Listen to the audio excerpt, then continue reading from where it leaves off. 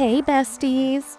Welcome to the Sanctified Spill, the podcast where we spill the holy tea, unpack the drama of Scripture, and expose the plot twists of the Bible like we just got them straight from heaven's group chat. Today, we are starting with the original story. Not your ex's origin story, not Marvel's origin story, the actual beginning. Genesis chapter 1. And trust me, creation was not a chill week. God was working like he had a deadline and no coffee refill. Let's dive in.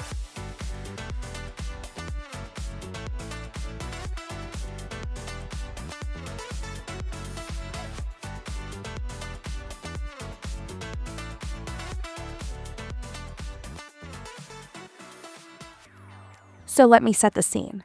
In the beginning, it is dark, and I mean darker than your phone at 1% when you're trying to find a charger in the middle of the night.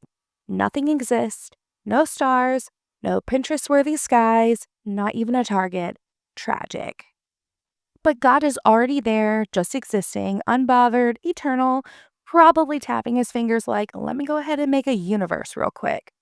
The Spirit of God is hovering over the waters, like he's scanning the room thinking, yeah, this is going to need a makeover. And then, first thing God ever says, let there be light. And light pops in immediately. Didn't ask a question, didn't file a request, didn't need an onboarding meeting, just appeared. God looks at the light like a proud parent and says, that's good. Then he separates light from darkness, like he's organizing a messy friend group. You go there, no mixing. I've seen how that ends. Light equals day, dark equals night. Day 1, handled. Day 2 comes and God is like, this space needs layers. So he creates the sky. Like he literally divides waters from waters. I imagine heaven's angels watching like, oh, he's really doing this. He's in his architectural era. He calls the expanse heaven. And that's day 2. All clean and structured, giving very new apartment energy. Day 3, God is in full interior designer mode. He gathers the waters together so dry land pops out like a surprise guest on a reunion episode. Land is earth, and the waters are seas. Simple, iconic, on brand. Then God tells the land, literally the soil, grow stuff. And the soil does not hesitate.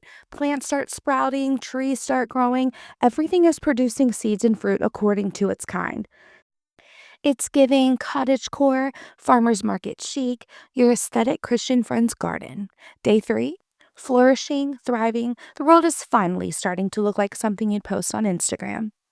Day 4 rolls around and God says, we need lighting, big lighting. So he installs the sun to rule the day, the big light, and the moon to rule the night, the girl who's subtle but knows her worth. And then the stars, millions, sprinkled everywhere. Like God said, let me add some sparkle so humans feel poetic at night. He also sets up seasons, days, years, basically launches the first calendar. So yes, God invented time management.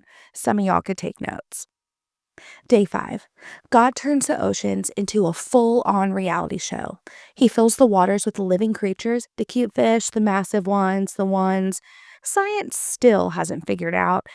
Then he fills the sky with birds, eagles, sparrows, beach seagulls, who will steal your fries, all of them. And he blesses them saying, be fruitful and multiply. Translation, go forth and flourish, babes. And then day 6, the drama day, the plot twist day, the God saved the best for last day. First, he makes all the animals on land, cows, lions, squirrels, llamas, frogs, everything. And then, and this is where it gets juicy, God says, let us make man in our image. Humanity, male and female, made to look like God, reflect God, and carry God's character. That is wild. We are literally designed after the Creator. That's your reminder for the next time someone tries to treat you like you're basic. God blesses humanity and basically hands them the deed to the whole earth. Be fruitful, multiply, fill the earth, rule over everything. He gives them every plant and every fruit tree for food. The original whole foods, organic, non-GMO, straight from heaven's garden. He makes sure the animals have food too, because God is thoughtful like that. And then my favorite part, God steps back. He looks at everything he made and he says, "This is very good." Not just good, very good. The divine stamp of approval. Creation is complete. Day 6 ends with a mic drop. So what's the tea from Genesis 1? Here's the real gossip of the beginning. God creates order out of chaos. God brings beauty out of nothing. God works intentionally day by day. And everything God makes has purpose, including you.